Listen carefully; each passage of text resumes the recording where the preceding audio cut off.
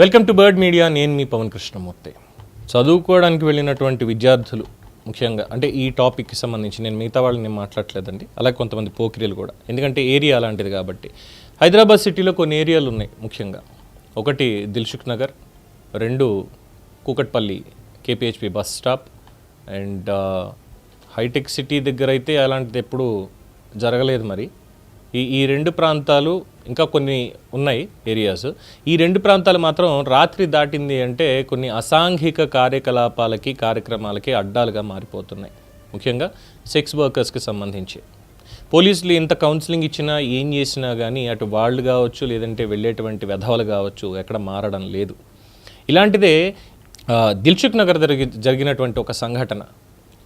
దిల్సుఖ్ నగర్ ఏరియాలో ఎక్కువ హాస్టల్స్ ఉంటాయి. అక్కడ ఎక్కువగా స్టూడెంట్స్ ఉంటారు. ఇంజనీరింగ్, ఎంబీఏ, ఇంటర్మీడియట్ స్టూడెంట్స్ హాస్టల్లో ఉండి చదువుకుంటూ ఉంటారు. అక్కడ రెసిడెన్షియల్ ఏరియా అంతా కూడా డిఫరెంట్ ఉంటుంది. సేమ్ ఇక్కడ పరిస్థితి ఏంటి అనేది నిన్న రాత్రి జరిగినటువంటి ఒక సంఘటన. ఒక మహిళ ఐపీఎస్ ఆఫీసర్ కామన్ మ్యాన్లా మారి, జస్ట్ ఒక సాధారణ మహిళలా మారి వెళ్ళి నించుంది. ఎందుకు? ఏ ఆటోనో బస్సు వస్తుంది ట్రావెల్ చేయడానికి, అసలు ఎలా ఉంది అనేది ఒక checking kind of point. Malkajgiri police కమిషనర్గా బాధ్యతలు తీసుకున్న ఐపీఎస్ సుమతి గ్రౌండ్ లెవెల్లో ఏం జరుగుతోంది అని చెప్పని చెక్ చేయడానికి వెళ్ళారు. చాలా సాధారణ మహిళలాగా వెళ్ళి అక్కడ నించున్నారు. రాత్రి 12 గంటల సమయంలో ఎలాంటి సెక్యూరిటీ లేదు.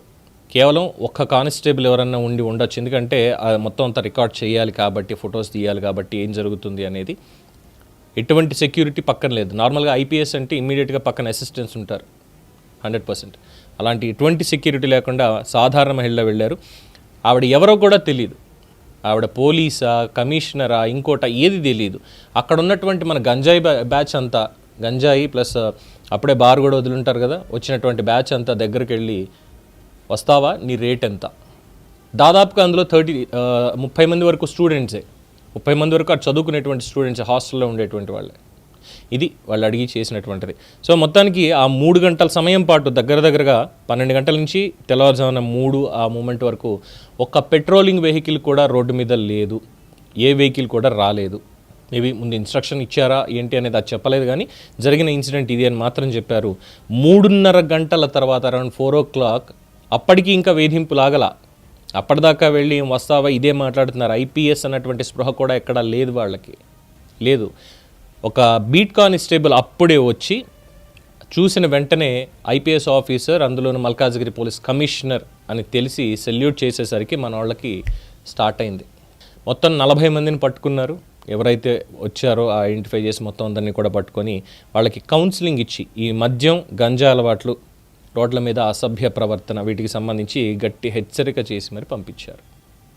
తప్పు చేశారు మేడం, తప్పు చేశారు. ఏపీలో ఏం జరుగుతోందో ఆ రూల్ని ఒకసారి మీరు ఇక్కడ అప్లై చేయాల్సిందే. అక్కడ గంజాయి బ్యాచ్లకి ఏం జరుగుతుంది అనేది అది ఇక్కడ అప్లై చేసి ఉంటే బాగుండేది. ఇంకోసారి ఎవడు రావడానికి కూడా ఉండదు. అరికాళ్ళ ట్రీట్మెంట్ అని ఒకటి జరుగుతుంది అక్కడ, చాలా చక్కగా మన పోలీస్ డిపార్ట్మెంట్ వారే చేస్తున్నారు. అంటే ఇన్స్టంట్ జస్టిస్ అని కాదు, బట్ ఒక కైండ్ ఆఫ్ యాక్షన్. ఈవెన్ మన గడ్డివాములు తగలబెట్టిన దాంట్లో కూడా అనంతపురం దగ్గర చాలా చక్కగా అదే ట్రీట్మెంట్ ఇచ్చున్నారు. అమ్మాయిలు నేర్పించిన వాళ్ళకి కానీ, గంజాయి మత్తులో దారుణాలు చేసే వాళ్ళకి కానీ ముందుగా ఒక ట్రీట్మెంట్ ఇస్తున్నారు, అరికాళ్ళ ట్రీట్మెంట్ అని. దయచేసి అలాంటి అరికాళ్ళ ట్రీట్మెంట్ ఈ వేదిక ద్వారా గౌరవ మల్కాజ్గిరి కమిషనర్ సుమతి ఐపీఎస్ గారిని కోరుతున్నాం. ఇది చట్టాన్ని చేతిలోకి తీసుకోవడం కాదు, ఎందుకంటే చట్టాన్ని కాపాడాల్సిందే మీరు, శాంతి భద్రతలు కాపాడాల్సింది మీరు కాబట్టి. అలాంటి సిచ్యువేషన్లో ఉన్నటువంటి వాళ్ళు ఎవరైనా సరే ఆకతాయిల్లా ఏడిపిస్తున్నారు ఇది అన్నటువంటి వాళ్ళకి మాత్రం దయచేసి ట్రీట్మెంట్ అరికాళ్ళకి ఇచ్చి మీరు పంపించండి, అది బెటర్. దాని తర్వాత మనం చూడొచ్చు కోర్టులకు వెళ్ళి. ఇక్కడ డిస్కస్ చేయాల్సినటువంటిది ఇంకొక సెకండ్ పాయింట్. దిల్సుఖ్నగర్లో హాస్టల్లో కానీ, కేపీహెచ్పి హాస్టల్స్లో కానీ ఉండేటువంటిది చాలామంది ఐటీ ప్రొఫెషనల్స్ లేదంటే వర్కింగ్ ప్రొఫెషనల్స్ ఉంటారు. Okay fine. మ్యాక్సిమం ఉండేటువంటిది ఏంటంటే ఊళ్ళ నుంచి వచ్చేటువంటి స్టూడెంట్స్, చదువుకోవడానికి ఇక్కడికి వచ్చేటువంటి స్టూడెంట్స్, షాపింగ్ మాల్స్లోనో లేదంటే చిన్న చిన్న ఉద్యోగాలు, మార్కెటింగ్ అని ఇంకోటన్నా చేసుకునేటువంటి వాళ్ళు ఊళ్ళ నుంచి వచ్చినటువంటి వాళ్ళు హాస్టల్స్లో ఉంటారు. 90% స్టూడెంట్స్ అనుకుందాం పోని.